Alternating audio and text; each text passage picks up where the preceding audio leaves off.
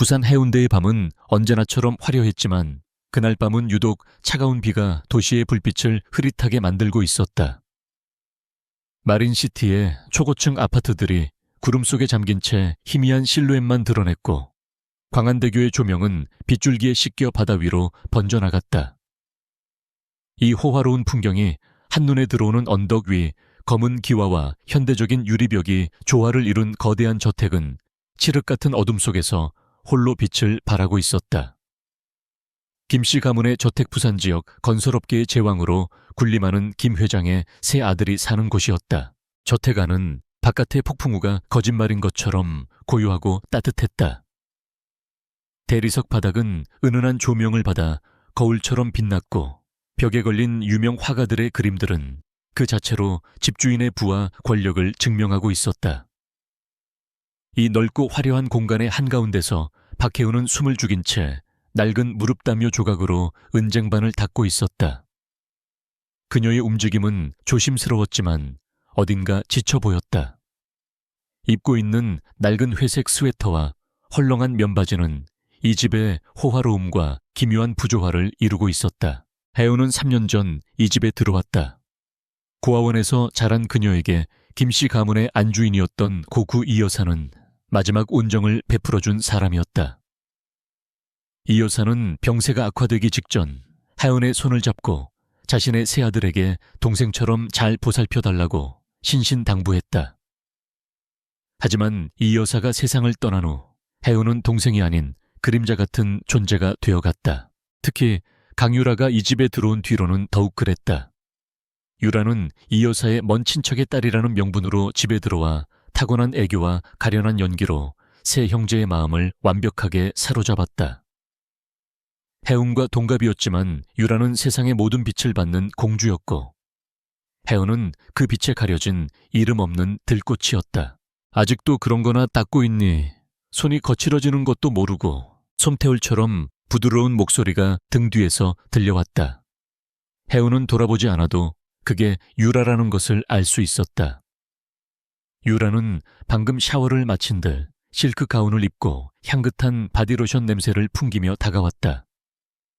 그녀의 머리카락에서는 값비싼 샴푸의 장미향이 났다. 혜연은 대답 없이 묵묵히 쟁반만 닦았다. 유라의 말에는 언제나 가시가 숨어있다는 것을 경험으로 알고 있었다. 유라는 혜연의 침묵이 마음에 들지 않는다는 듯 콧방귀를 뀌며 거실 중앙에 놓인 유리 장식장으로 걸어갔다. 그 안에는 이 여사가 생전에 아꼈던 유품들이 전시되어 있었다. 그 중에서도 유라의 시선이 꽂힌 것은 중앙에 고이 놓인 비취 비녀였다. 맑고 투명한 녹색 빛을 띠는 비녀는 단순한 장신구가 아니었다. 그것은 김씨 가문의 역사를 상징하는 물건이자 세 형제가 어머니를 추억하는 가장 소중한 징표였다. 참 예쁘단 말이지. 유라가 보란듯이 중얼거리며 장식장 문을 열었다. 혜운의 심장이 쿵 내려앉았다. 유라야, 그건 만지면 안 돼. 오빠들이 싫어할 거야. 하연이 조심스럽게 말했다. 첫째인 민주는 어머니의 유품에 누군가 손대는 것을 극도로 싫어했다. 유라는 하연의 말을 비웃음으로 받아쳤다. 오빠들은 내가 만지는 건 좋아해. 넌 아니겠지만. 그녀는 보란듯이 비녀를 집어들었다. 차가운 비취가 그녀의 하얀 손가락 위에서 위태롭게 빛났다. 유라는 비녀를 이리저리 돌려보며 혜운을 힐끗 쳐다보았다. 그 눈에는 명백한 조롱과 도전이 담겨 있었다. 어머니는 참 안목도 없으셨지. 너 같은 애를 집에 들여놓고 고아원 출신 티는 숨길 수가 없다니까. 그런 말 하지 마. 혜운의 목소리가 작게 떨렸다. 다른 것은 다 참을 수 있었지만 자신의 출신을 건드리는 것은 견디기 힘들었다. 유라는 어깨를 으쓱하며 비녀를 든 손을 흔들었다. 왜 사실이잖아. 넌 영원히 이 집안 사람이 될 수 없어. 그냥 불쌍해서 거둬준 길고양이 같은 거지. 그 순간이었다. 유라의 손에서 비녀가 미끄러졌다. 혹은 그녀가 일부러 놓은 것처럼 보이기도 했다. 쨍그랑 맑고 투명했던 비취 비녀는 차가운 대리석 바닥 위에서 산산조각이 났다. 날카로운 파여름이 고요한 저택을 갈랐다. 혜은의 세상도 그 소리와 함께 무너져 내리는 것 같았다. 그녀의 눈은 부서진 빛이 조각에 고정되었다. 심장이 얼어붙는 것 같았다. 어떻게? 유라의 입에서 터져 나온 것은 당황이 아닌 계산된 비명이었다. 그녀는 순식간에 눈물을 글썽이며 바닥에 주저앉았다. 하윤아, 네가 갑자기 밀어서. 내가 일부러 그런 게 아니야. 정말이야. 내가 언제. 혜은은 말문이 막혔다. 그녀는 자리에서 한 발짝도 움직이지 않았다. 하지만 유라는 이미 완벽한 피해자가 되어 있었다. 그녀는 깨진 비녀 조각을 보며 서럽게 울기 시작했다. 마치 세상에서 가장 소중한 것을 잃은 사람처럼. 그때 현관문이 열리는 소리가 들렸다. 타이밍이 너무나도 절묘했다. 밖에서 불어온 차가운 밤 공기와 함께 세 형제가 들어왔다. 회사의 중요한 계약을 성사시키고 돌아오는 길이었다. 그들의 얼굴에는 피곤함과 만족감이 섞여 있었다. 하지만 거실의 광경을 보는 순간 그들의 표정은 싸늘하게 굳어졌다. 바닥에 흩어진 비취 조각 그 앞에서 흐느끼는 유라. 그리고 하얗게 질린 얼굴로 서 있는 하은. 이게 무슨 상황이지? 가장 먼저 입을 연 것은 첫째, 김민준이었다. 김씨 가문의 실질적인 가장이자 김씨 건설의 젊은 CEO인 그는 언제나 냉정하고 이성적이었다. 하지만 그의 목소리에는 이미 분노의 냉기가 서려 있었다. 그의 시선은 깨진 비녀에 박혀 있었다. 유라는 기다렸다는 듯이 민준에게 달려가 안겼다. 민준 오빠, 제가 어머니 비녀를 잠깐 보고 있었는데 혜은이가 저를. 유라는 말을 잇지 못하고 어깨를 들썩이며 울었다. 그것만으로도 충분한 설명이었다. 둘째인 김지훈 명석한 두뇌로 국내 최고의 생명공학 연구소에서 수석 연구원으로 일하는 그는 안경 너머로 혜은을 날카롭게 쏘아보았다. 그의 눈에는 경멸이 가득했다. 박혜은, 도대체 무슨 짓을 한 거야? 네가 감히 어머니 유품에 손을 대. 아니야, 난 아니야. 내가 안 그랬어. 혜은은 필사적으로 고개를 저었다. 하지만 그녀의 목소리는 너무나 작고 힘이 없어서 형제들의 분노에 묻혀버렸다. 가장 먼저 폭발한 것은 셋째 김태현이었다. 대한민국 최고의 아이돌 스타인 그는 화려한 무대 위의 모습과는 달리 다혈질이고 감정적인 성격이었다. 이 배은망덕한 년. 우리 엄마가 너 불쌍하다고 거둬줬더니 은혜를 이따위로 갚아.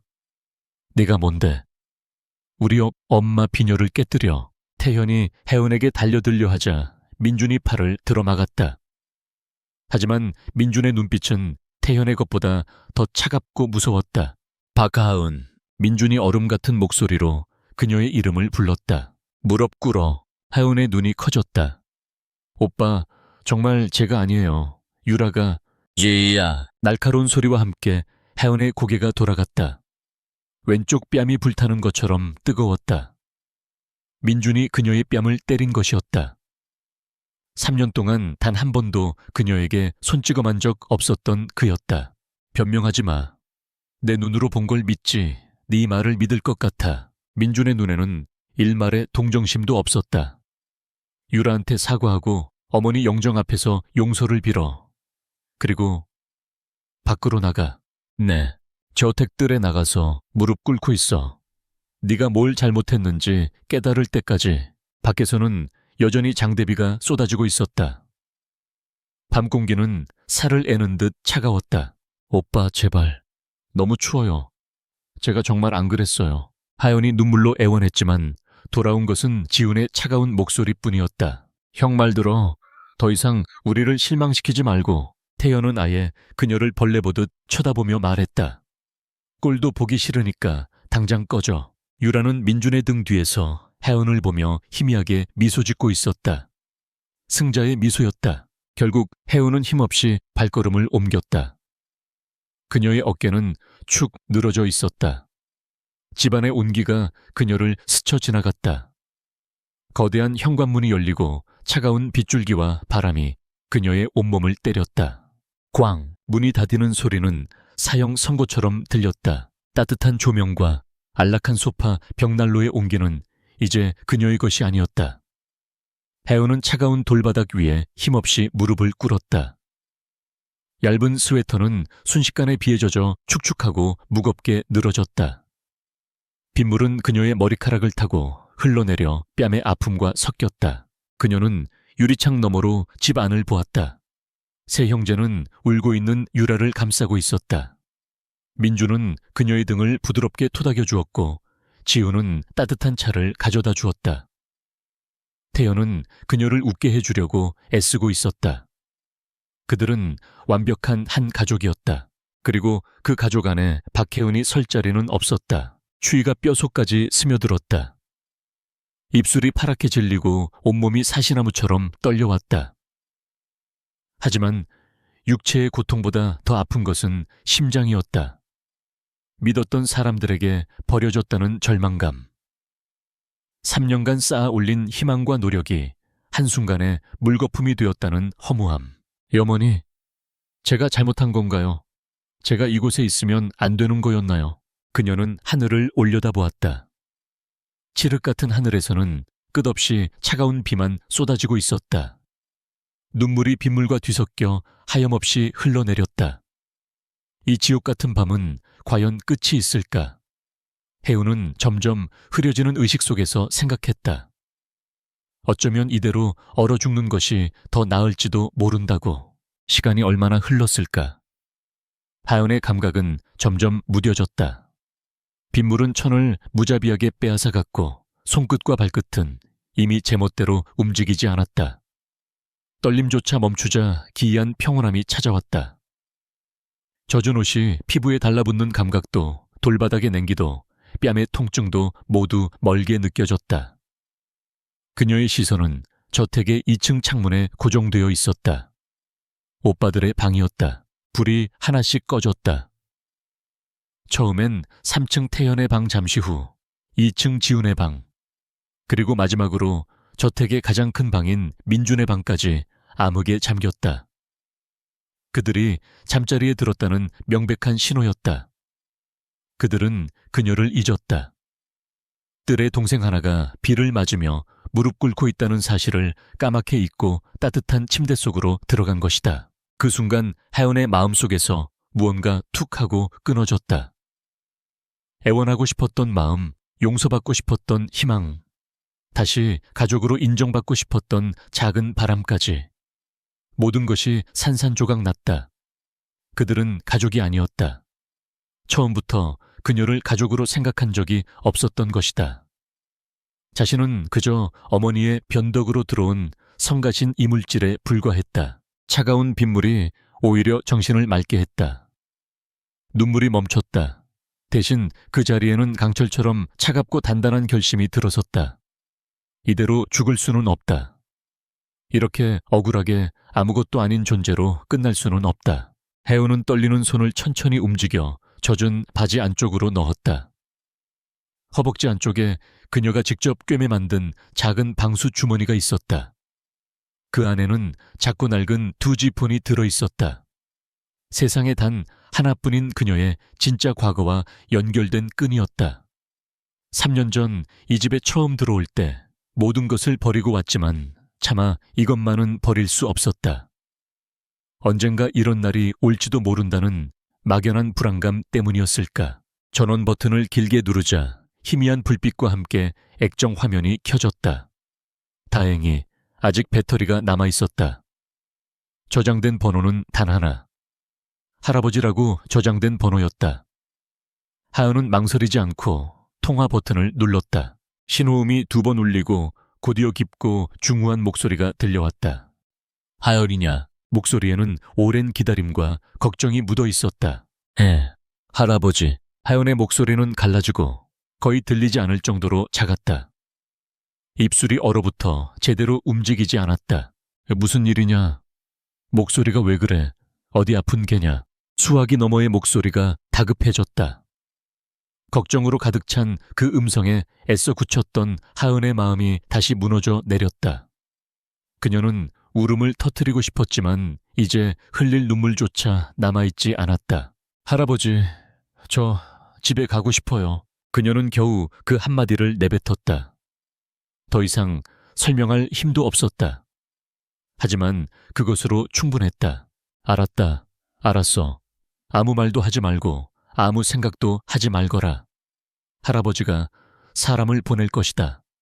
당장 전화기 너머로 누군가를 다그치는 소리가 희미하게 들렸다.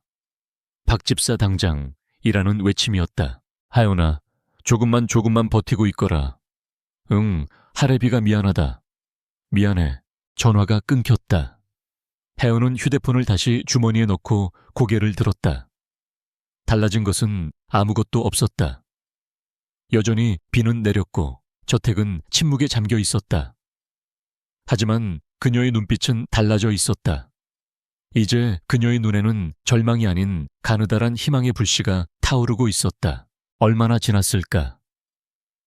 의식이 희미해질 무렵 어둠을 가르는 날카로운 헤드라이트 불빛이 그녀의 얼굴을 비췄다. 빗줄기 속에서 검고 육중한 세단 한 대가 소리 없이 저택의 정문 앞에 멈춰 섰다. 최고급 세단인 제네시스 q G90이었다. 차문이 열리고 완벽하게 재단된 검은색 정장을 입은 중년의 남자가 커다란 우산을 들고 내렸다. 박진우 집사, 최강대 회장의 그림자이자 SJ그룹의 모든 비밀을 관리하는 사람이었다. 그는 혜은의 처참한 모습을 보고 순간 얼굴이 고통으로 일그러졌다. 그는 빠른 걸음으로 다가와 흠뻑 젖어 떨고 있는 하은의 어깨 위로 자신이 입고 있던 두툼한 캐시미어 코트를 벗어 덮어주었다. 코트에서는 따뜻한 온기와 함께 안정감을 주는 옅은 향수 냄새가 났다. 아가씨, 늦어서 죄송합니다. 그의 목소리는 죄책감으로 떨리고 있었다. 그는 조심스럽게 혜은의 팔을 부축해 일으켜 세웠다. 다리에 힘이 풀린 혜은이 비틀거리자 그는 그녀를 거의 안다시피 하여 차 쪽으로 이끌었다. 그때였다. 낯선 차량의 소음과 불빛의 저택의 불이 다시 켜졌다. 2층 민준의 방 창문에서 커튼이 젖혀지는 것이 보였다. 곧이어 쾅 하는 소리와 함께 현관문이 활짝 열렸다. 잠옷 차림에 민준이 믿을 수 없다는 표정으로 서 있었다. 그의 눈에 비친 것은 흠뻑 젖은 채 낯선 중년 남자에게 기대어 최고급 세단에 오르려는 하은의 모습이었다. 민준의 머릿속은 최악의 상상으로 가득 찼다. 박혜은, 너 지금 뭐 하는 짓이야? 민준의 고함 소리에 지훈과 태연도 잠이 깬 듯 뒤따라 나왔다. 그들 역시 눈앞의 광경에 얼굴을 굳혔다. 경악과 혐오가 뒤섞인 표정이었다. 태연이 조롱 섞인 목소리로 비웃었다. 이게 내 본색이었군. 고작 몇 시간 벌 좀 줬다고 바로 몸팔러 나가는 거냐. 저 늙은이는 또 누구야? 지훈도 차갑게 덧붙였다. 김씨 가문 이름에 먹칠을 해도 유분수지. 어머니가 널 거둔 걸 땅을 치고 후회하실 거다. 그들의 비난은 날카로운 비수가 되어 날아왔다. 하지만 이번에는 혜은의 마음에 박히지 않았다. 그녀는 박 집사의 부축을 받으며 천천히 돌아섰다. 따뜻한 코트 속에서 그녀는 더 이상 비에 젖은 가련한 소녀가 아니었다. 그녀의 눈은 눈물도 애원도 없이 텅 비어 있었다. 그 공허함이 빗속의 냉기보다 더 차갑게 세 형제의 심장을 찔렀다. 가문. 하은의 목소리는 며칠 동안 말을 하지 않은 사람처럼 잠겨 있었지만 이상하게도 또렷하게 들렸다. 여기에 그런 게 있었나요? 저에겐 단 한 번도 없었던 것 같은데. 그녀는 조용히 말을 이었다. 걱정 마세요. 당신들 이름에 먹칠할 일은 없을 테니까. 하연은 그들을 향해 마지막 선언을 했다. 그녀의 목소리에는 이제 어떤 감정도 실려 있지 않았다. 찾지 마세요. 오늘 이 순간부터 저는 김씨 가문과 아무런 관련이 없는 사람입니다. 그 말을 끝으로 그녀는 미련 없이 차에 올라탔다. 박 집사는 세 형제를 향해 깊은 경멸이 담긴 눈빛을 한번 던지고는 정중하게 허리를 숙인 뒤 차문을 닫았다. 묵직한 차문이 닫히는 소리와 함께 혜은과 형제들의 세상은 완벽하게 분리되었다. 차는 부드럽게 저택을 빠져나갔다. 세 형제는 쏟아지는 비를 맞으며 멀어져 가는 검은 세단의 붉은 후미등을 멍하니 바라볼 뿐이었다. 그들은 혜은의 마지막 눈빛을 잊을 수 없었다. 그토록 순종적이고 약하기만 했던 소녀의 눈에서 어떻게 그런 냉기가 나올 수 있었을까? 그리고 저 위압적인 분위기의 남자는 도대체 누구란 말인가? 알 수 없는 불안감이 그들을 덮쳤다. 차 안은 바깥 세상과 단절된 것처럼 아늑하고 조용했다. 박 집사는 히터를 최대로 틀고 보온병에서 따뜻한 생강차를 따라 혜은에게 건넸다. 우선 몸부터 녹이십시오, 아가씨. 회장님께서 서울 시그니엘 호텔에 스위트룸을 준비해 두셨습니다. 혜은은 말없이 차를 받아들었다. 뜨거운 기운이 얼어붙었던 손가락을 천천히 녹였다. 차창 밖으로 비에 젖은 부산의 야경이 빠르게 스쳐 지나갔다. 한때 자신의 집으로 만들고 싶었던 도시. 하지만 이제는 그저 낯선 풍경일 뿐이었다. 차는 광안대교 위를 달리고 있었다. 형형색색의 조명이 빗물에 번져 비현실적인 풍경을 만들어냈다. 혜은은 창문에 비친 자신의 모습을 보았다. 흠뻑 젖은 머리카락 창백한 얼굴, 텅 빈 눈동자. 하지만 그 눈동자 깊은 곳에서는 이전에는 없었던 차갑고도 선명한 빛이 조용히 타오르고 있었다. 사랑을 구걸하던 박혜은은 오늘 밤 이 빛 속에서 죽었다. 이제 남은 것은 모든 것을 되돌려줄 최씨 가문의 유일한 상속자 최하은뿐이었다. 그날 밤으로부터 사흘이 흘렀다. 부산 백스코 BXQ 컨벤션 홀은 대한민국 경제의 심장 박동이 모두 이곳에 모인 듯 찬 열기로 가득했다. 부산국제 비즈니스 서밋. 특히 올해는 SJ그룹이 야심차게 발표한 해운대 스마트시티 프로젝트의 공식 파트너 선정과 맞물려 그 어느 때보다 치열한 분위기를 풍기고 있었다. 이 프로젝트에 발을 담그는 것은 단순히 큰 계약을 따내는 것을 넘어 차세대 부산 경제의 주도권을 잡는다는 것을 의미했다. 김씨건설의 CEO 김민주는 굳은 얼굴로 샴페인 잔을 들고 서 있었다. 그의 날카로운 눈은 홀 안을 바쁘게 오가는 정적의 거물들을 훑고 있었다. 이번 프로젝트는 김씨건설의 사활이 걸린 문제였다. 최근 몇 년간 회사의 성장은 정체되어 있었고 이 거대한 프로젝트를 통해 새로운 돌파구를 마련해야만 했다. 하지만 어쩐지 마음 한구석이 계속해서 불안했다. 그 불안의 중심에는 사흘 전 밤 빗속으로 사라진 박혜은이 있었다. 그날 이후 그녀는 흔적도 없이 증발했다. 그녀를 데려간 남자와 차량에 대해 뒷조사를 해봤지만 모든 정보가 철저하게 차단되어 있었다. 마치 국가 기밀처럼.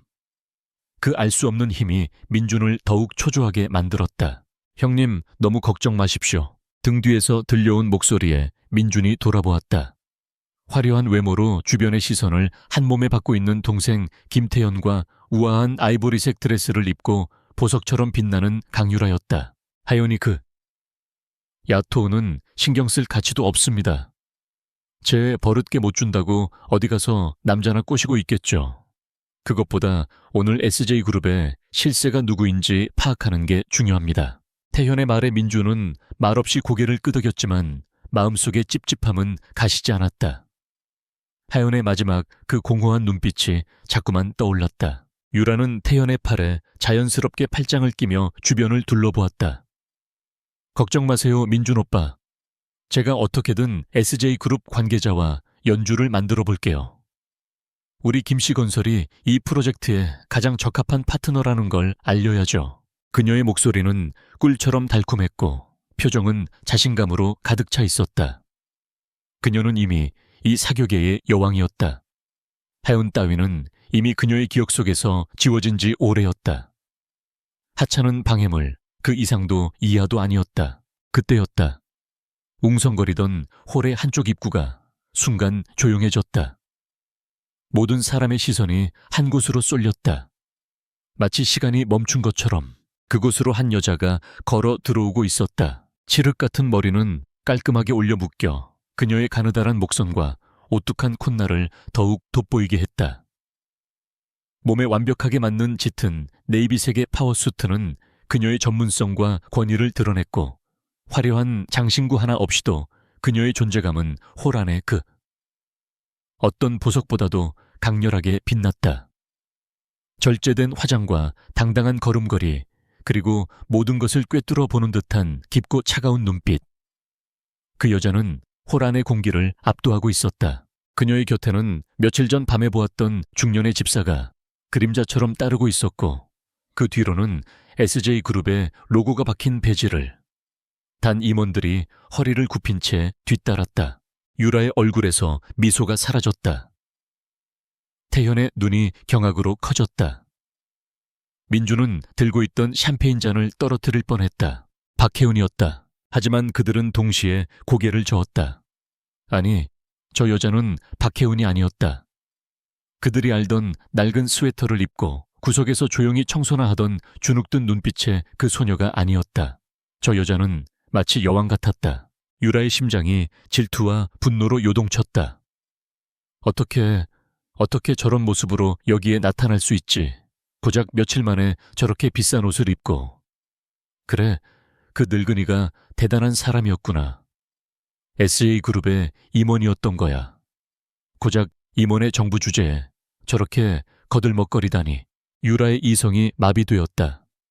그녀는 혜은을 이 자리에서 끌어내려야만 했다. 그녀의 초라한 본 모습을 모두에게 폭로해야 직성이 풀릴 것 같았다. 태현 오빠 가자. 유라는 태현의 팔을 끌고 혜은에게로 향했다. 태현은 잠시 망설였지만 혜은의 저 오만한 모습에 곧 분노가 치밀었다. 그들이 혜은의 앞을 막아섰다. 주변의 시선이 더욱 집중되었다. 이게 누구신가? 박혜은이. 박혜은 아니야. 유라가 팔짱을 낀 채 독이 가득한 목소리로 속삭였다. 꽤 비싼 스폰서를 잡았나 보네. 그분은 네가 남의 집 물건이나 훔치던 도둑년인 건 알고 계신데. 태연도 거들었다. 박혜은, 네가 감히 여길 어디라고 얼굴을 들이밀어. 더 이상 우리 집안 이름에 망신시키지 말고 당장 꺼져. 하연은 그들을 물끄러미 바라보았다. 그녀의 눈빛에는 어떤 동요도 없었다. 마치 길가의 돌멩이를 보는 듯한 무심한 시선이었다. 집안 분명히 말했을 텐데. 나는 당신들과 아무 관련 없다고. 하연의 차가운 무시에 유라의 분노가 폭발했다. 이 배은망덕한 년이. 유라의 손이 번개처럼 날아올랐다. 하연의 뺨을 향해서. 하지만 하연은 눈 하나 깜짝하지 않았다. 그녀는 더 빠른 속도로 유라의 손목을 낚아챘다. 가느다란 손목이었지만 그 악력은 강철 같았다. 유라는 고통에 얼굴을 찡그렸다. 이것 놔. 지샤. 유라의 비명 대신 살을 내는 듯한 날카로운 마찰음이 홀 전체에 울려 퍼졌다. 혜은이 유라의 뺨을 남은 손으로 후려친 것이었다. 너무나도 빠르고 정확한 일격이었다. 유라의 고개가 돌아가고 그녀의 뺨에는 선명한 손자국이 피어올랐다. 호란의 모든 소음이 거짓말처럼 멎었다. 하연은 어른보다 차가운 목소리로 말했다. 그건 우리 어머니 비녀갑시다. 그녀는 유라의 손목을 경멸스럽게 뿌리쳤다. 유라는 비틀거리며 뒤로 물러섰다. 충격과 고통 그리고 모멸감에 그녀의 얼굴은 하얗게 질려 있었다. 이 소동에 주변의 사람들이 몰려들었다. 서밋의 주최 측 관계자와 SJ그룹의 임원들이 황급히 달려왔다. 무서운 일이십니까? 주최 측 관계자가 당황하며 물었다. 그때 하연의 곁을 지키고 있던 박진우 집사가 한 걸음 앞으로 나섰다. 그는 혜은을 향해 90도로 허리를 숙였다. 괜찮으십니까, 최하은 이사님? SJ그룹의 고위 임원 역시 사색이 되어 고개를 숙였다. 이사님 이런 소란에 휘말리시게 해드려 정말 죄송합니다. 즉시 처리하겠습니다. 최하은 이사님. 그 세 단어가 마치 천둥처럼 호란에 울려 퍼졌다. 유라와 태연은 그 자리에 얼어붙었다. 그들의 귀를 의심했다. 최 씨, 이사님 SJ그룹에 사람들이 수군거리기 시작했다. 최하은 이사 SJ그룹에 저런 젊은 이사가 있었나? 혹시 회장님의 숨겨진 손녀라는 그 사람인가? 이 모든 소란을 뚫고 한 남자가 군중을 해치며 다가왔다. 김민준이었다. 그는 믿을 수 없다는 표정으로 SJ그룹의 임원들이 깍듯이 대하는 하은과 뺨을 붙잡고 망연자실에 있는 유라를 번갈아 보았다. 그의 세상이 무너져 내리는 소리가 들렸다. 하은은 천천히 고개를 들어 이제야 자신 앞에 모두 모인 세 사람을 바라보았다. 충격에 빠진 유라 분노와 혼란이 뒤섞인 태현, 그리고 이 모든 상황을 이해하지 못해 동공이 흔들리는 민준까지. 그녀는 그들을 향해 희미하게 그러나 더없이 차갑게 미소 지었다. 이제 시작일 뿐이었다. 백스코 컨벤션 홀에서 쫓겨나다시피 나온 김씨 삼형제와 유라는 망령처럼 차에 올랐다. 해운대의 화려한 야경이 차창 밖으로 무심하게 흘러갔지만 그들의 눈에는 아무것도 들어오지 않았다. 집으로 돌아오는 내내 차 안은 숨막히는 침묵만이 감돌았다. 운전대를 잡은 민준의 손등에는 힘줄이 하얗게 솟아올라 있었다. 태연은 고개를 숙인 채 알아들을 수 없는 말을 중얼거렸고 유라는 옆에서 소리 없이 눈물만 흘렸다. 하지만 그 눈물은 참회의 눈물이 아닌 모든 계획이 틀어진 것에 대한 분노와 눈앞이 캄캄해지는 공포의 눈물이었다. 저택에 도착하자마자 민준은 서재로 직행했다. 그는 컴퓨터 앞에 앉아 자신이 가진 모든 인맥과 정보망을 총동원해 최하은이라는 이름을 추적하기 시작했다. 이전에는 철옹성처럼 막혀있던 정보들이 마치 봇물이 터지듯 쏟아져 들어왔다. 초이하은, SJ그룹 최강대 회장의 유일한 외손녀. 유년 시절 불의의 사고로 실종 수년간 생사불명. 최강대 회장 비공식적으로 수색을 계속해왔음. 모니터에 떠오른 몇 줄의 정보는 망치처럼 삼형제의 머리를 내리쳤다. 그들이 그토록 경멸하고 무시했던 고아원 출신의 불쌍한 소녀가 대한민국 경제를 쥐고 흔드는 SJ그룹의 유일한 상속자였다는 사실. 그것은 단순한 실수가 아니었다. 그들은 자신들이 어떤 존재에게 죄를 지었는지 비로소 깨달았다. 그들이 한 짓은 단순한 학대가 아니었다. 호랑이의 턱 밑에서 잠자는 새끼를 걷어찬 것과 같았다. 말도 안 돼. 태현이 허탈하게 중얼거리며 소파에 주저앉았다. 지우는 안경을 벗어 거칠게 얼굴을 문질렀다. 그의 이성적인 두뇌는 이 충격적인 사실을 받아들이지 못하고 있었다. 어쩐지 그 박집사라는 사람의 분위기가 평범하지 않았어. 민준이 지씹듯 말했다. 모든 게 설명이 돼. 설명이. 그들의 눈먼 오만함, 유라의 말만 믿고 해운을 멋대로 판단했던 어리석음. 그 모든 것이 부메랑이 되어 그들의 뒤통수를 강타했다. 집안은 유령이라도 나올 것처럼 싸늘하고 텅 비어 있었다. 해운이 사라진 빈자리는 생각보다 컸다. 이전에는 미처 깨닫지 못했던 집안 곳곳의 온기가 그녀와 함께 사라져버린 것 같았다. 그때 지훈이 스트레스로 인한 편두통에 머리를 부여잡았다. 그는 습관처럼 부엌으로 향했다. 매일 밤 그가 마시던 피로 회복에 특효인 한약이 있을 터였다. 하지만 약탕기 옆에는 늘 놓여있던 따뜻한 약사발이 보이지 않았다. 아주머니 제 약은요? 지훈이 이 집에서 오랫동안 일해온 안씨 가사도우미에게 물었다. 안씨는 그의 질문에 잠시 머뭇거리더니 어렵게 입을 열었다. 둘째 도련님, 그 약은 항상 해운 아가씨가 직접 다렸었습니다. 네, 그게 무슨 말입니까? 유라 아가씨께서 도련님 귀찮게 해드리지 말라고 자기가 챙겨주는 걸로 하라고 하셨다면서. 하은 아가씨가 매일 밤새도록 약재를 고르고 불 조절을 하며 정성껏 다렸습니다. 그 약재들이 워낙 귀하고 까다로워서 저희 같은 사람들은 엄두도 못 낼 일이라. 안 씨의 말은 지훈의 심장을 꿰뚫는 창과 같았다. 그는 늘 유라가 자신의 건강을 살뜰히 챙긴다고 생각했다. 유라는 매일 아침 오빠 약 잊지 말고 마셔 라고 상냥하게 말하며 약사발을 건네곤 했다. 그 뒤에 혜은의 밤샘과 정성이 숨어있을 줄은 꿈에도 몰랐다. 자신이 그 약을 마시며 역시 유라밖에 없다고 칭찬할 때 혜은은 어떤 심정이었을까. 한편 민주는 죄책감에 사로잡혀 집안을 배회하고 있었다. 그의 발걸음이 멈춘 곳은 계단 밑에 작고 음습한 창구 앞이었다.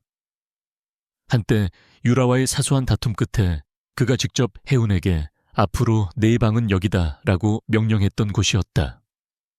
문을 열자 차갑고 퀴퀴한 곰팡이 냄새가 코를 찔렀다. 먼지 쌓인 상자들 옆에 얇은 요 하나와 낡은 담요가 전부인 그녀의 잠자리가 보였다. 이렇게 비인간적인 공간에서 그녀는 어떻게 잠을 잤을까? 민주는 홀린 듯 안으로 들어가 얇은 요를 들춰보았다. 그 밑에는 손때 묻은 작은 노트 한 권이 놓여 있었다. 혜은의 일기장이었다. 떨리는 손으로 첫 장을 넘겼다. 삐뚤빼뚤하지만 순수한 아이의 글씨체가 눈에 들어왔다. 오늘 오빠들이 집에 왔다. 민준 오빠는 왕자님처럼 멋지고, 지훈 오빠는 똑똑하고, 태현 오빠는 별처럼 반짝인다. 나도 빨리 오빠들이랑 친해지고 싶다. 몇 장을 넘기자 글씨체는 조금 더 성숙해져 있었다. 하지만 내용은 슬픔으로 얼룩져 있었다. 유라가 말했다. 나는 고아원 출신이라 오빠들이 싫어하는 거라고. 정말일까? 내가 더 노력하면. 언젠가는 나도 진짜 동생이 될 수 있겠지. 지훈 오빠가 요즘 많이 피곤해 보인다. 잠이라도 푹 잤으면 좋겠다. 밤새 약을 다렸다. 유라가 대신 전해주기로 했다. 오빠가 이걸 마시고 기운을 차렸으면 좋겠다. 오늘 민준 오빠에게 또 혼났다. 내가 집안의 망신이라고 했다. 가슴이 너무 아프다. 하지만 괜찮다. 오빠는 회사 일 때문에 힘든 것뿐이니까. 내가 더 잘하면 된다. 민준의 손이 가늘게 떨리기 시작했다. 그는 마지막 장으로 향했다. 그가 떠나기 전날 밤에 쓴 것으로 보이는 페이지였다. 그곳에는 번진 눈물 자국과 함께 단 한 문장이 적혀 있었다. 빗속에 무릎을 꿇으라고 했다. 이제 알겠다. 나는 처음부터 가족이 아니었다. 쿵, 민준의 심장이 바닥으로 떨어지는 소리가 들렸다. 그는 일기장을 든 채 그 자리에 주저앉았다. 자신이 저지른 짓의 무게가 온몸을 짓눌렀다. 그것은 단순한 무관심이나 오해가 아니었다. 명백한 정신적, 육체적 학대였다. 그는 사랑을 갈구하는 어린 동생의 마지막 희망까지 자신의 손으로 짓밟아버린 악마였다. 어느새 지훈과 태현이 그의 뒤에 와 서 있었다. 그들 역시 창백하게 질린 얼굴로 민준의 손에 들린 일기장을 보았다. 더 이상 변명할 수도 외면할 수도 없었다. 세 형제는 차갑고 비좁은 창고 안에 서서 그들이 한 소녀에게 저지른 죄의 실체를 고통스럽게 마주했다. 후회라는 감정은 너무나도 뒤늦게 그리고 너무나도 잔인하게 그들을 덮쳐왔다. 하지만 되돌리기에는 너무 늦었다는 것을 그들은 뼈저리게 느끼고 있었다. 김씨 가문이 뒤늦은 후회와 자책의 늪에서 허우적거리는 동안 최하은은 이미 다른 세상에서 움직이고 있었다. 부산의 바다가 한눈에 내려다 보이는 LCT 타워 최상층. SJ그룹이 프로젝트를 위해 임시로 마련한 부산지휘본부는 전쟁 상황실처럼 긴박하면서도 정제된 분위기가 흘렀다. 혜은은 거대한 통유리창 앞에 서서 발 아래에 펼쳐진 도시를 무심한 눈으로 내려다보고 있었다. 사흘 전 밤 빗속에서 떨며 올려다보던 그 도시였다. 이제는 그녀의 발밑에 있었다. 보고 드립니다, 이사님. 박진우 집사가 다가와 정중하게 서류철을 내밀었다. 그 안에는 김씨 가문의 모든 자산과 약점에 대한 상세한 분석이 담겨 있었다. 김태현 군은 현재 에클라라는 코스메틱 브랜드의 글로벌 앰베서더로 활동 중입니다. 이 브랜드는 저희 SJ그룹의 자회사인 SJ뷰티 소속입니다. 계약서상 품위 유지 의무 조항이 명시되어 있습니다. 혜은은 보고서를 넘겨보며 고개를 끄덕였다. 그녀의 표정은 차분했지만 눈빛에는 서리빨 같은 냉정함이 서려 있었다. 그녀의 복수는 뜨거운 분노의 폭발이 아니었다. 잘 짜인 M&A 전략처럼 차갑고 정교하며 무자비하게 진행될 터였다. 그리고 강유라 양은 현재 코리아 영 디자이너 어워드 본선에 진출해 있습니다. 최종 심사는 내일 모레입니다.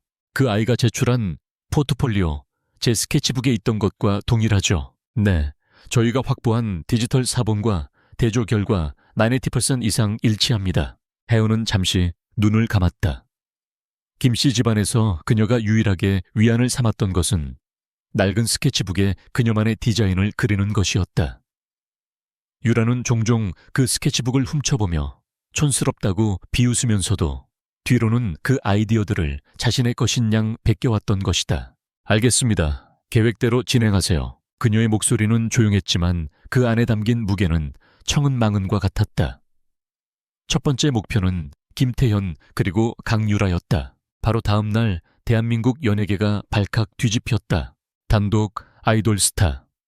김태현 글로벌 코스메틱 브랜드 에클라.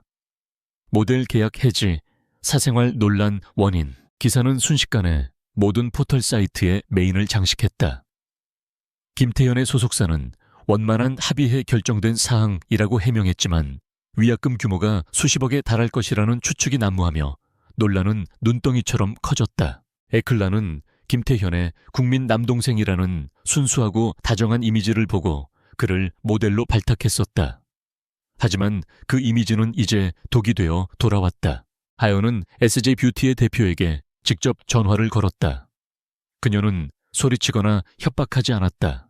그저 나지막이 말했다. 김태현 씨의 최근 행보는 저희 SJ그룹이 추구하는 가족과 신뢰의 가치에 부합하지 않는 것 같습니다.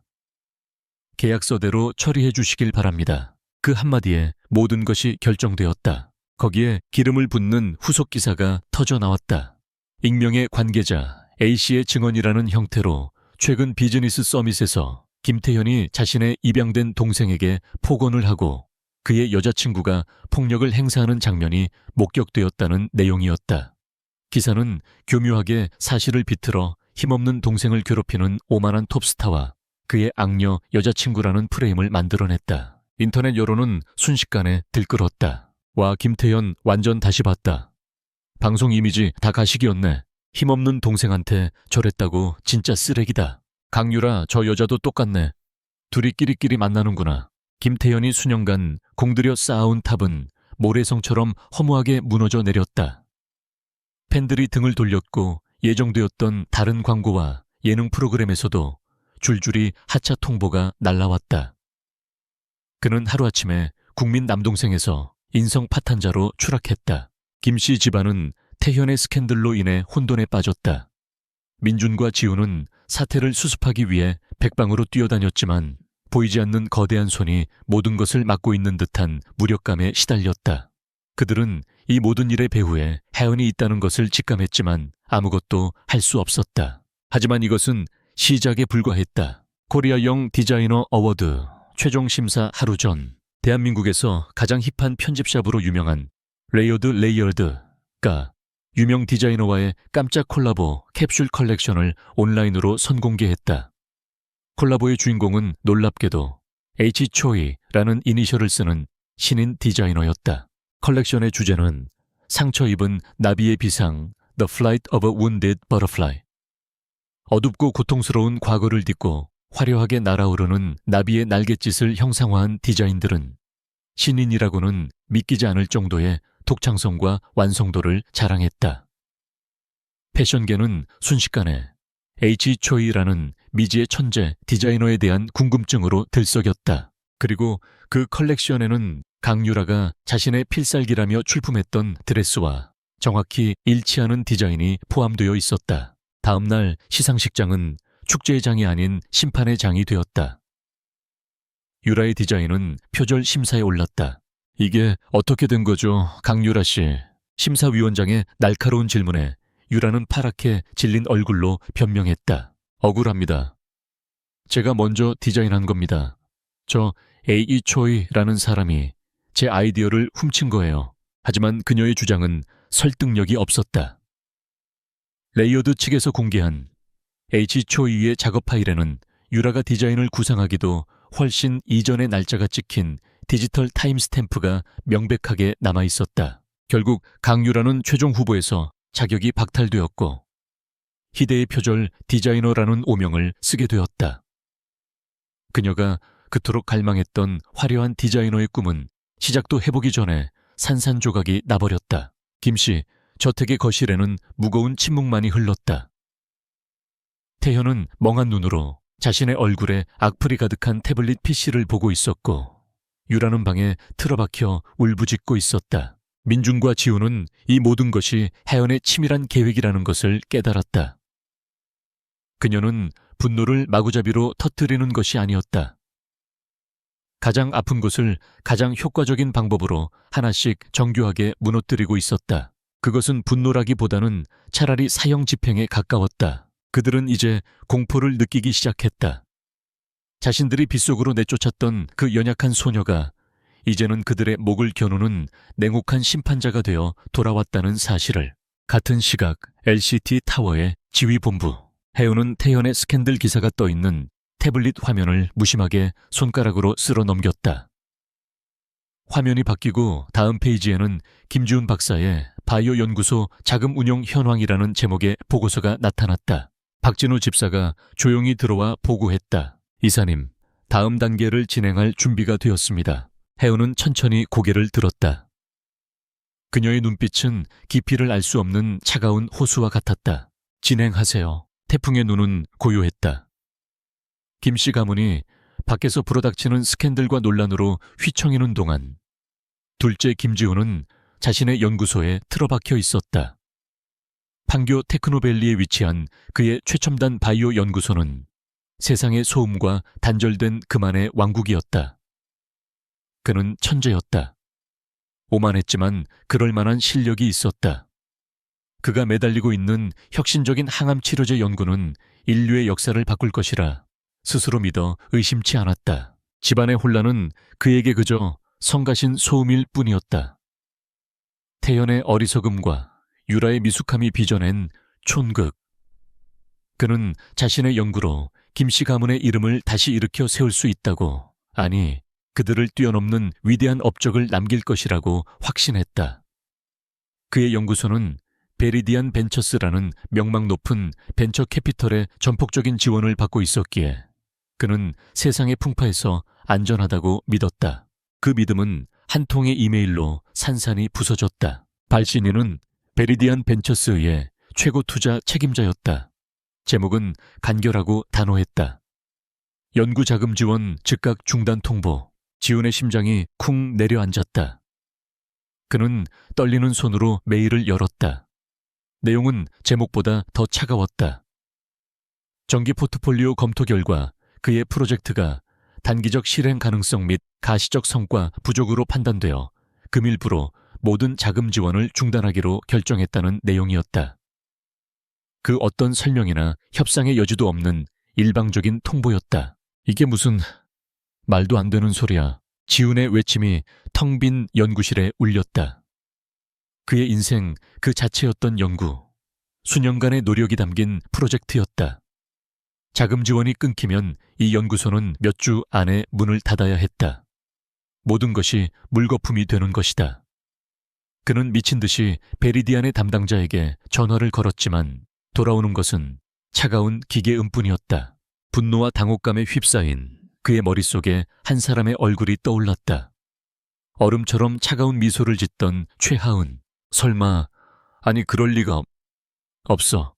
이건 내 연구야. 그 애의 시시한 복수 따위와는 차원이 다른 문제라고. 하지만 의심은 꼬리를 물고 피어올랐다. 지훈은 이성을 잃고 차를 몰아 부산으로 향했다. SJ그룹의 지휘본부가 있는 LCT 타워로. 그는 자신의 이름과 지위를 이용해 면담을 요청했다. 놀랍게도 요청은 즉시 받아들여졌다. 지훈은 최상층에 위치한 하은의 사무실 문을 거의 부술듯이 열고 들어섰다. 이거 내 짓이지 내 연구 자금을 네가 끄는 거냐고. 그의 목소리는 분노로 떨리고 있었다. 어떻게 그럴 수가 있어. 내 영혼은 수많은 사람들의 목숨을 구할 수 있어. 이건 네 시시한 복수 노름과는 차원이 다른 문제란 말이다. 하연은 창밖을 바라보며 조용히 차를 마시고 있었다. 그녀는 지훈의 분노에도 전혀 동요하지 않고 천천히 찻잔을 내려놓으며 돌아섰다. 복수 노름이라 김지훈 박사님, 이건 그저 비즈니스일 뿐입니다. 그녀의 목소리는 잔잔한 호수 같았다. 베리디안 벤처스는 투자 회사입니다. 당신의 연구소는 수년간 수백억 원의 자금을 투입하고도 실질적인 성과를 내지 못했습니다. 성과는 눈앞에 있었어. 시간이 조금 더 필요했을 뿐이야. 글쎄요. 해운은 조용히 자신의 모니터를 그의 쪽으로 돌렸다. 화면에는 베리디안 벤처스 내부 보고서라는 제목의 파일이 떠 있었다. 아마 모레오셨나 보군요. 베리디안 벤처스는 SJ 캐피털의 자회사입니다.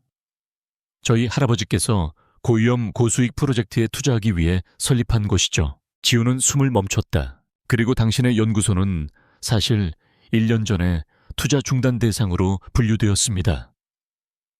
그녀가 화면의 한 부분을 가리켰다. 프로젝트 K의 잠정 중단 권고라는 붉은 글씨가 선명했다. 그럼 어떻게... 제가 막았습니다. 하연의 목소리는 담담했다. 당신의 논문을 전부 읽어봤습니다. 가능성이 보였어요. 그래서 제가 이사회를 설득했습니다. 시간을 더 달라고, 자원을 더 투입해달라고. 제가 개인적으로 당신의 연장된 펀딩을 보증했습니다. 지우는 그 자리에 얼어붙었다. 자신이 당연하게 여겼던 지원, 자신의 실력에 대한 정당한 대가라고 믿었던 그 모든 것이 자신이 그토록 경멸했던 소녀의 동정이었다는 사실. 하연의 눈빛이 얼음처럼 차가워졌다. 하지만 그 호의는 당신이 최소한의 인간성을 가진 사람이라는 믿음에 기반한 것이었습니다. 이제 보니 그건 잘못된 투자였더군요. 이사회는 그저 손실을 정리하기로 결정했을 뿐입니다. 여기에는 그 어떤 시시한 감정도 없습니다. 그녀는 지훈에게 완벽한 사형 선고를 내렸다. 지훈은 아무 말도 하지 못하고 패배자처럼 비틀거리며 사무실을 나왔다. 같은 시각 서울 한남동의 김씨 저택. 민주는 태현의 위약금과 당장 문 닫을 위기에 처한 지훈의 연구소를 살릴 자금을 마련하기 위해 필사적으로 서류와 씨름하고 있었다. 그는 어머니가 남긴 가족 신탁펀드의 기록을 검토하고 있었다. 기록을 살피던 그의 눈썹이 꿈틀거렸다. 무언가 이상했다. 유라에게는 매달 상당한 금액의 생활비가 지급되고 있었다.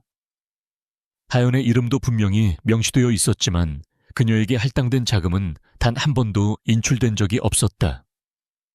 대신 그 돈은 매달 유라의 개인 계좌로 자동 이체되고 있었다. 민준의 피가 차갑게 식었다. 그는 은행 명세서를 들고 유라의 방문을 두드렸다. 대답이 없자 그는 문을 거의 부수다시피 열고 들어갔다. 방 안에 틀어박혀 있던 유라가 겁에 질린 눈으로 그를 쳐다보았다. 민주는 그녀의 얼굴 앞에 명세서를 내던졌다. 이게 뭐야, 강유라. 하연이 돈 왜 네 통장에 들어가 있는 거지? 유라의 얼굴이 하얗게 질렸다. 그녀는 당황하며 둘러댔다. 그건 내가 하연이를 위해서 모아주고 있었던 거야. 걔는 돈 관리를 잘 못하니까 내가 대신... 하지만 그 거짓말은 너무나도 얄팍했다. 민준의 머릿속에서 모든 조각들이 맞춰졌다. 유라가 늘 입고 다니던 명품 옷들, 그녀의 사치스러운 씀씀이. 그 모든 것이 혜은의 돈이었다. 그들은 혜은에게 용돈 한 푼 주지 않았다. 아니, 어머니가 남긴 유산마저 유라가 가로채고 있었던 것이다. 그래서였구나. 안씨, 아주머니가 혜은이가 몰래 청소 아르바이트를 다녔다고 했던 이유가 그들은 천박하다며 그녀를 비웃었지만 사실 그녀는 자신의 생존을 위해 발버둥 치고 있었던 것이다. 바로 그때 부산에서 돌아온 지훈이 망연자실한 표정으로 거실에 들어섰다. 그는 유라의 절도 증거를 들고 서 있는 민준의 얼음 같은 분노와 마주쳤다. 두 개의 끔찍한 진실이 충돌했다. 혜은은 뒤에서 묵묵히 지훈의 꿈을 지지하고 있었고 유라는 뒤에서 교활하게 혜은의 생명줄을 훔치고 있었다. 그들은 도둑을 칭찬하고 은인을 비난했다. 삼형제는 자신들이 얼마나 완벽하게 기만당했는지, 그리고 자신들 역시 그 기만의 공범이었다는 끔찍한 사실을 깨달았다. 이 집은 처음부터 썩어 있었다. 그들의 도덕적 파산이 적나라하게 드러나는 순간이었다. 김씨, 저택의 공기는 유리조각처럼 날카로웠다. 모든 진실이 밝혀진 후 강유라는 더 이상 가련한 피해자를 연기하지 않았다. 궁지에 몰린 쥐가 고양이를 물듯 그녀는 발악하기 시작했다. 그래, 내가 그랬어. 그래서 뭐. 그녀는 눈물을 흘리는 대신 핏발선 눈으로 삼 형제를 쏘아보며 소리쳤다. 당신들이야말로 바보 아냐. 그런 어설픈 연극에 속아 넘어간 건 당신들이잖아. 혜은이한테 조금만 관심이 있었어도 내가 그 돈을 빼돌리는 걸 몰랐을 리가 없지. 그녀의 말은 비수처럼 그들의 심장에 박혔다. 틀린 말이 하나도 없었기 때문이다. 그들의 무관심과 오만이 괴물을 키워낸 것이다. 당신들은 처음부터 나만 예뻐했잖아. 혜은이는 그냥 투명 인간이었고 그 애가 받은 사랑, 내가 가졌던 부와 명예, 전부 다 원래 내 것이어야 했어. 분노와 역겨움에 휩싸인 민준이 그녀의 팔을 거칠게 잡아 끌었다. 나가. 뭐, 이 집에서 당장 나가. 내 옷까지 외에는 아무것도 가져갈 생각 하지 마. 그의 목소리는 지하실의 냉기처럼 차가웠다. 결국 유라는 자신이 입고 있던 옷 외에는 아무것도 건지지 못한 채 수치와 분노 속에서 맨몸으로 저택에서 쫓겨났다. 하지만 그녀를 내쫓은 후에도 삼 형제에게는 어떤 안도감도 찾아오지 않았다. 대신 더 깊은 절망과 자기 혐오만이 남았다. 집안 곳곳에 남은 유라의 흔적은 그들의 어리석음을 증명하는 낙인과도 같았다. 일주일 후 해운대 스마트시티 프로젝트의 최종 입찰 프레젠테이션이 열리는 날. 이곳은 김민준에게 남은 마지막 보루이자 재기를 위한 단 하나의 기회였다. 그는 지난 일주일간 밤낮을 잊고 제안서를 수정하고 또 수정했다. 회사의 명운과 가족의 미래가 모두 그의 어깨에 달려 있었다. 그는 수십 년간 건설업계에서 쌓아온 김씨건설의 저력과 기술력이라면 아직 희망이 있다고 믿고 싶었다. 프레젠테이션 홀의 공기는 팽팽한 긴장감으로 가득했다. 대한민국을 대표하는 대기업들의 대표단이 자리를 채우고 있었다. 심사위원석 중앙에는 프로젝트의 총괄 책임자 최하은이 앉아 있었다. 그녀의 얼굴은 포커페이스 그 자체여서 어떤 감정도 읽을 수 없었다. 다음은 김씨건설의 김민준 대표님께서 발표하시겠습니다. 민준은 마른 입술을 축이며 단상 위로 올라섰다. 그는 심호흡을 한 번 하고 열정적으로 프레젠테이션을 시작했다. 김씨건설이 꿈꾸는 스마트시티의 청사진, 그들만이 가진 독보적인 기술력, 그리고 부산에 대한 깊은 애정과 헌신을 토로했다. 발표를 하는 동안 그는 잠시 희망을 보았다. 그는 마지막으로 해운과 눈을 맞췄다. 그의 눈에는 간절한 호소가 담겨 있었다. 제발 이것만은. 발표가 끝나고 질의응답 시간이 되자 해운이 처음으로 마이크를 잡았다. 설명 잘 들었습니다, 김민준 대표님. 아주 야심찬 계획이군요. 그녀의 목소리는 차분하고 전문적이었다. 하지만 그녀의 질문은 김씨건설의 비전이나 기술력에 대한 것이 아니었다. 자나신 예산안은 프로젝트의 규모에 비해 상당히 낮게 책정된 것으로 보입니다. 주요 자금 조달 계획에 대해 조금 더 구체적으로 설명해 주시겠습니까? 첫 질문부터 전곡을 찔렀다. 민주는 애써 태연한 척하며 준비된 답변을 내놓았지만 등줄기에서 식은땀이 흘렀다. 하연의 질문은 계속되었다. 제안서에는 몇몇 주요 은행과의 대출 약정을 기반으로 하고 있는데 저희가 파악한 바로는 최근 김씨건설의 신용등급이 하향 조정된 것으로 압니다. 사실입니까? 또한 최근 귀사의 내부 자산이 급격히 유출되고 있으며 경영 안정성에 대한 우려가 시장에 퍼져 있습니다. 이 자리에서 김씨건설의 장기적인 안정성을 위원회에 확신시켜 주실 수 있겠습니까? 그녀의 모든 질문은 민준이 감추고 싶었던 약점을 정확히 파고드는 외과수술용 메스와도 같았다. 그의 자신감은 급격히 무너져 내렸다. 그가 답변을 우물쭈물하는 사이 해연은 결정타를 날렸다. 아무래도 제가 상황을 명확히 해드리는 편이 좋겠군요. 그녀가 손짓하자 민준의 등 뒤에 있던 거대한 스크린의 화면이 바뀌었다.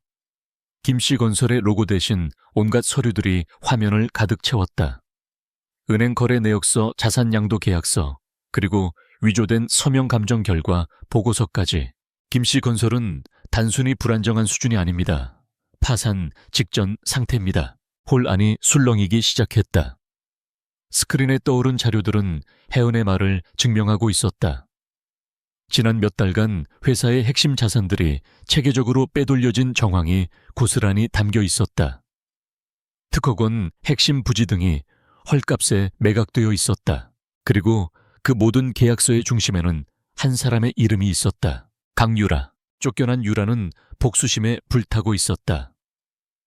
그녀는 김씨건설의 내부 정보와 불만을 품은 일부 주주들을 이용해 경쟁사에 접근했다. 그리고 민준의 인감과 서명을 위조하여 회사의 자산을 팔아넘기고 그 대가로 거액의 돈을 받아 해외로 도피할 자금을 마련하고 있었던 것이다. 이럴 수가. 홀은 순식간에 아수라장이 되었다. 기자들의 카메라 플래시가 미친 듯이 터져 나왔다. 민주는 스크린에 떠오른 자신의 이름이 찍힌 위조된 서명을 멍하니 바라보았다. 완벽한 배신, 공개적인 처형. 그는 혜은을 바라보았다. 그녀의 눈에는 승리감 대신 차가운 최종 판결만이 담겨 있었다. 그녀는 모든 것을 알고 있었다. 그녀는 그가 이 함정으로 스스로 걸어 들어오도록 내버려 둔 것이다. 그가 키워낸 독사에 의해 파멸당하도록. 성벽은 무너진 것이 아니었다. 그를 덮쳐 으스러뜨린 것이다. 민주는 텅 빈 단상 위에 홀로 서 있었다. 사방에서 터지는 플래시 불빛은 마치 시체를 쪼아먹으러 온 독수리 떼 같았다. 그때 혜원의 차갑고 공식적인 선언이 홀 전체에 울려 퍼졌다. 이상의 이유로 김씨 건설은 본 프로젝트의 입찰 자격을 박탈합니다. 프레젠테이션 홀은 아비규환이었다. 기자들의 플래시 세례와 투자자들의 고성이 뒤섞여 김민준의 귀를 먹먹하게 만들었다. 그는 무대 위에 못 박힌 듯 서서 스크린에 떠있는 자신들의 파멸 증거를 멍하니 바라보고 있었다. 바로 그때 홀의 양쪽 입구로 정복을 입은 경찰관들이 들이닥쳤다. 사람들은 김민준이 현장에서 체포될 것이라 생각하며 숨을 죽였다.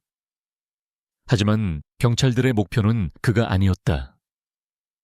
그들은 무대를 지나 홀 뒤편의 출구를 향해 신속하게 움직였다. 같은 시각 인천국제공항. 강유라는 짙은 선글라스와 챙이 넓은 모자로 얼굴을 가린 채 출국 게이트 앞에서 초조하게 손목시계를 확인하고 있었다. 그녀의 손에는 파리로 향하는 편도 항공권이 들려 있었다.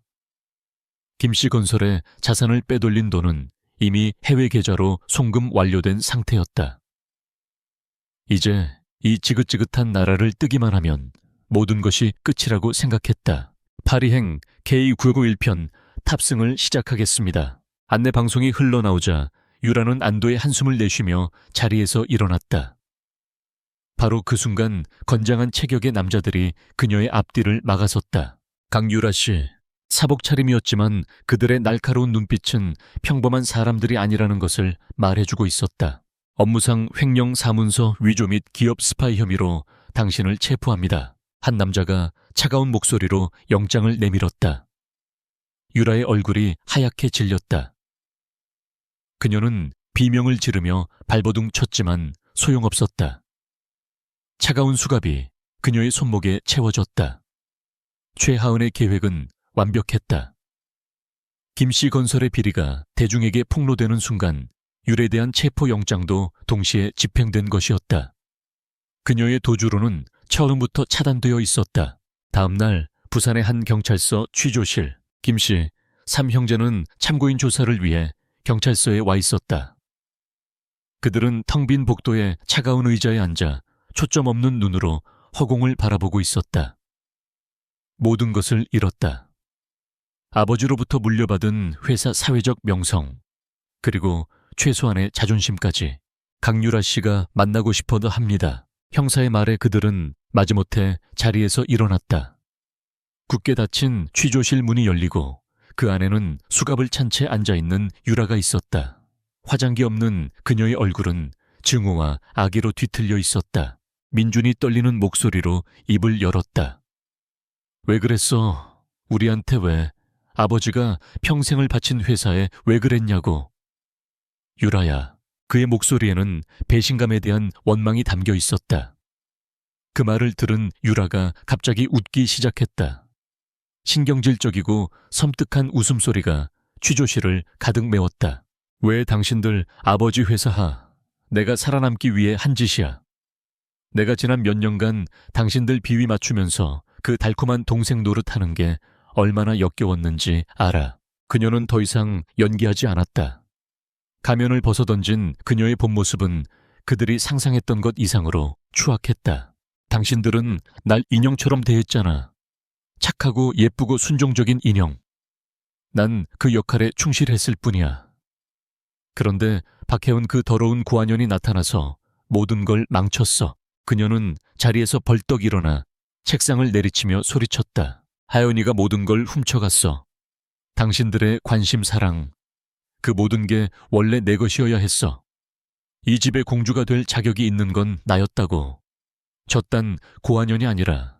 그래서 난 그냥 내 것을 되찾았을 뿐이야. 그녀의 광기 어린 외침은 삼 형제에게 내리는 마지막 사형 선고와도 같았다. 그들은 비로소 깨달았다. 그들은 단순히 속은 것이 아니었다. 그들은 기꺼이 그 거짓말에 공범이 되어주었다. 그들은 혜연의 말없는 고통보다 유라의 달콤한 거짓말을 선택했다.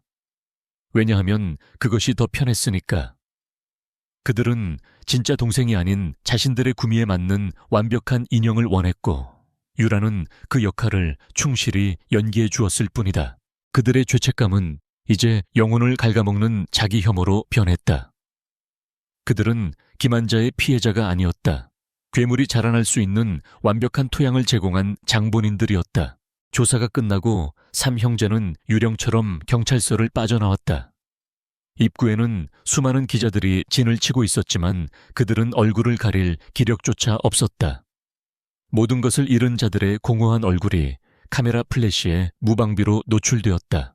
그때 그들의 시선이 길 건너편에 멈췄다. 검은색 세단 옆에 혜원이 서 있었다. 박 집사와 함께. 그녀는 이쪽을 조용히 바라보고 있었다. 수많은 인파와 소음을 사이에 두고 그들의 시선이 허공에서 마주쳤다. 혜은의 눈에는 승리감도 증오도 없었다. 그저 조용하고 슬픈 끝맺음만이 담겨 있을 뿐이었다. 그녀는 이겼다. 하지만 그 승리는 폐허 위에 서 있는 것과 같았다. 그녀는 더 이상 그들을 보지 않고 조용히 채 올라탔다. 차는 미끄러지듯 인파 속으로 사라졌다. 그녀는 그들을 자신들이 만든 삶의 폐허 속에 남겨두고 떠났다. 그날 밤 삼 형제는 부산의 거리를 목적 없이 헤맸다. 호화로웠던 저택은 이미 압류된 상태였다. 돌아갈 곳도 가야 할 곳도 없었다. 그들은 모든 것을 잃고 완벽하게 혼자가 되었다. 차가운 밤 공기가 그들의 텅 빈 가슴을 파고들었다. 인적 없는 공원의 벤치에 나란히 앉은 삼 형제의 모습은 도시의 화려한 불빛 아래 초라한 그림자 같았다. 정의는 실현되었다. 하지만 그 정의는 승자를 포함한 모두에게 깊은 상처를 남겼다. 한 달의 시간이 흘렀다. 복수의 폭풍이 휩쓸고 간 부산은 언제 그랬냐는 듯 다시 일상의 평온을 되찾았다. 하지만 많은 것들이 변해 있었다. 김씨 건설의 붕괴는 지역 경제에 작은 파문을 일으켰고, 강유라의 표절 스캔들과 김태현의 추락은 한동안 사람들의 입에 오르내리는 가십거리가 되었다. 혜은은 부산의 푸른 바다가 한눈에 내려다 보이는 조용한 해변 묘역을 찾았다. 그녀는 화려한 장식 없는 검은색 원피스 차림이었다. 강렬했던 복수의 감정은 파도에 씻겨나간 모래알처럼 쓰러지고 이제 그녀의 마음에는 고요한 슬픔만이 남아있었다. 그녀는 양어머니 이 여사의 묘비 앞에 섰다. 사진 속 이 여사는 생전의 모습처럼 온화하게 웃고 있었다. 혜은은 준비해온 하얀 국화 한 다발을 묘비 앞에 조심스럽게 내려놓았다. 그녀는 승리자가 아니었다. 그저 이 모든 비극의 마지막 생존자일 뿐이었다. 어머니, 저 하은이에요. 그녀의 목소리는 바닷바람에 섞여 나직하게 울렸다. 그녀는 누구에게도 털어놓지 못했던 속마음을 조용히 고백하기 시작했다. 이제 다 끝났어요. 어머니가 알던 사람들 많은 것들이 변했어요. 그녀의 눈에는 지난 시간들이 주마등처럼 스쳐 지나갔다. 처음 이 집에 들어왔을 때의 막연한 기대감, 오빠들에게 잘 보이고 싶어 했던 서투른 노력들, 그리고 유라의 등장과 함께 시작된 끝없는 오해와 고통. 저는 정말 당신의 가족이 되고 싶었어요. 오빠들에게 좋은 동생이 되어주고 싶었고요. 하지만 제 노력은 언제나 부족했나 봐요. 아니면 처음부터 제가 들어갈 자리는 없었던 거겠죠. 그녀는 복잡한 심경을 털어놓았다. 제가 한 일들이 단지 복수심 때문만은 아니었어요. 썩은 부분을 도려내지 않으면 저 자신이 살아남을 수 없었으니까요. 잃어버렸던 제 자신을 다시 찾기 위한 몸부림이었어요. 한참 동안 침묵하던 그녀가 다시 입을 열었다. 그녀의 목소리는 한결 차분해져 있었다. 이제 그들을 미워하지 않아요. 미워할 감정조차 남아있지 않아요. 언젠가 아주 먼 훗날에는 그들을 용서할 수 있는 날이 올지도 모르겠네요. 그리고 어머니 저를 그들과 함께 남겨두고 떠나신 당신을 이제는 용서할게요. 부디 그곳에서는 평안하세요. 그녀는 묘비를 향해 깊이 고개를 숙였다. 작별 인사였다. 과거의 자신과 그리고 이 지긋지긋한 인연의 굴레에 대한 마지막 인사. 그때 박진우 집사가 조용히 다가와 서류 봉투 하나를 건넸다. 이 여사가 혜운을 위해 남겨두었던 신탁 자금에 관한 서류였다. 유라가 가로채려 했던 그 돈은 법적 절차를 거쳐 이제 온전히 혜운의 것이 되었다. 상당한 액수였다. 혜운은 서류를 받아들고 다시 묘비를 그리고 저 멀리 보이는 부산 시내를 바라보았다. 복수는 끝났지만 마음 한구석에는 허무함이 자리 잡고 있었다. 그녀에게는 새로운 목적이 필요했다. 이 돈은 너무 무거워요, 집사님. 너무 많은 고통이 묻어 있어서요. 그녀는 결심한 듯 말했다. 이 돈으로 재단을 만들고 싶어요. 어머니의 이름으로요. 이 여사 재단으로요. 박 집사의 눈이 조금 커졌다. 부산 지역의 고아들과 소외된 청소년들을 돕는 재단이 될 거예요. 장학금도 주고 쉴 곳도 마련해주고 멘토링도 해주는, 어머니께서 제게 베풀어 주셨던 첫 온정을 이제는 제가 다른 아이들에게 나눠주고 싶어요. 저처럼 상처받는 아이들이 더는 생기지 않도록요. 그녀는 고통의 유산을 희망의 유산으로 바꾸기로 결심했다.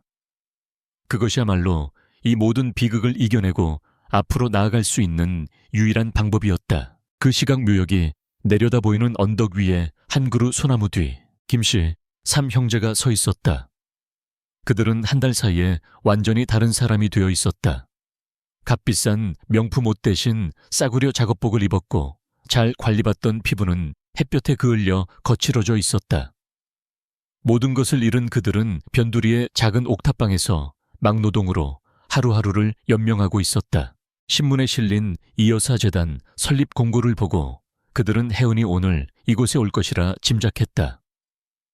그리고 차마 다가가지 못한 채 멀리서 그녀를 지켜보고 있었다. 어머니 이름으로 재단을 세웠어. 지훈이 믿을 수 없다는 듯 중얼거렸다. 태연의 목소리는 죄책감에 잠겨 있었다. 그 애는 우리보다 나은 사람이었어. 언제나 우리보다 훨씬 더. 민주는 아무 말 없이 무한한 후회가 담긴 눈으로 혜은의 뒷모습만을 바라보고 있었다. 그 애가 원했던 건 그저 가족이었는데 우리가 그걸 전부 망가뜨렸어. 그때 떠나려던 혜은이 무언가 느낀 듯 그들이 있는 언덕 쪽으로 고개를 돌렸다. 너무 멀어서 그들의 눈이 마주쳤는지는 알 수 없었다. 하지만 삼 형제에게는 그것이 마치 마지막 작별 인사처럼 느껴졌다. 그녀의 눈빛에는 더 이상 원망도 경멸도 없었다. 그저 모든 것을 내려놓은 자의 평온함만이 담겨 있었다. 혜연은 다시 돌아보지 않고 채 올라탔다. 차는 조용히 묘역을 빠져나갔다. 삼 형제는 그녀의 차가 사라진 빈 공간을 한참 동안이나 바라보며 그 자리에 서 있었다.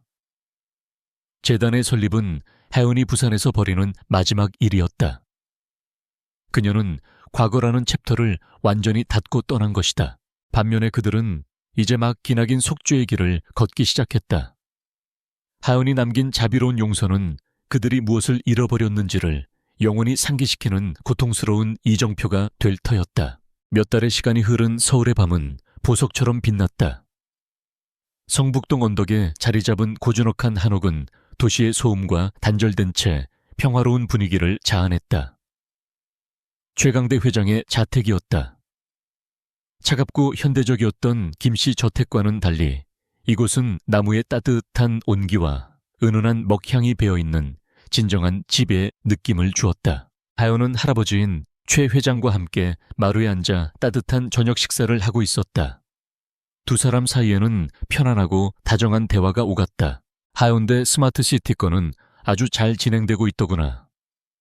내 덕분에 부산시에서도 기대가 크다. 최 회장 지시 그녀를 대견한 눈으로 바라보며 말했다. 혜우는 부드럽게 미소 지었다. 별 말씀을요, 할아버지. 모두가 함께 노력한 덕분이죠. 이여사 재단도 자리를 잘 잡아가고 있어요. 다음 달에는 첫 장학생들을 선발할 예정이에요. 그녀의 미소는 이제 더 이상 과거의 상처를 가리기 위한 가면이 아니었다.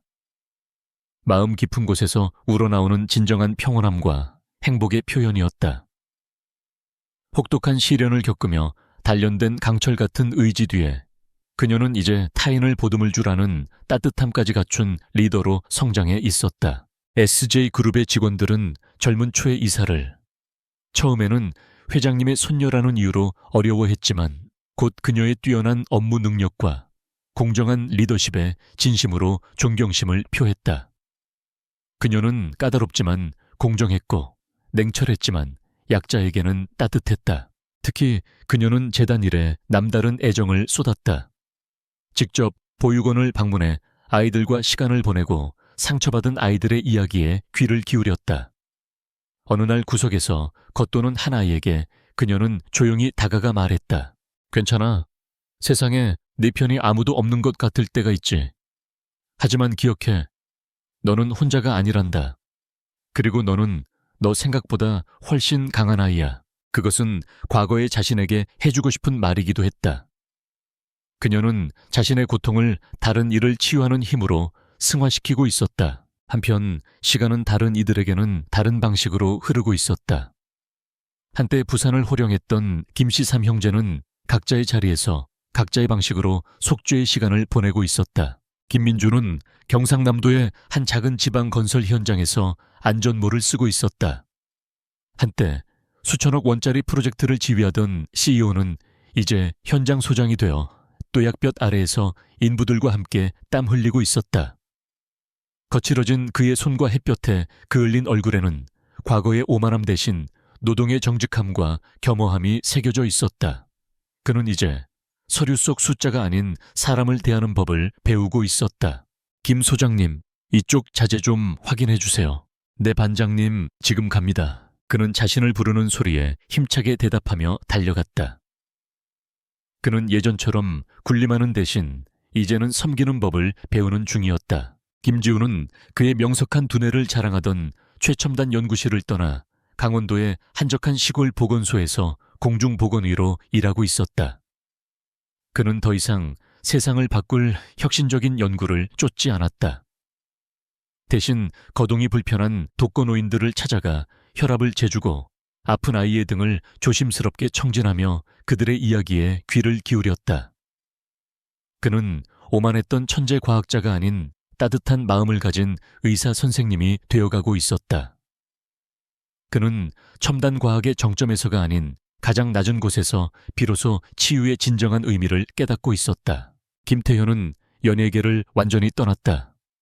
화려한 조명과 팬들의 함성은 이제 그의 것이 아니었다. 그는 이름 없는 봉사단체의 일원이 되어 카메라 한 대 없는 곳에서 묵묵히 땀을 흘렸다.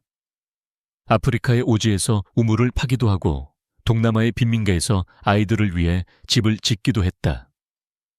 한때 자신의 외모와 인기에 취해 살았던 그는 이제 다른 이의 고통을 통해 자신의 죄를 씻어내고 있었다.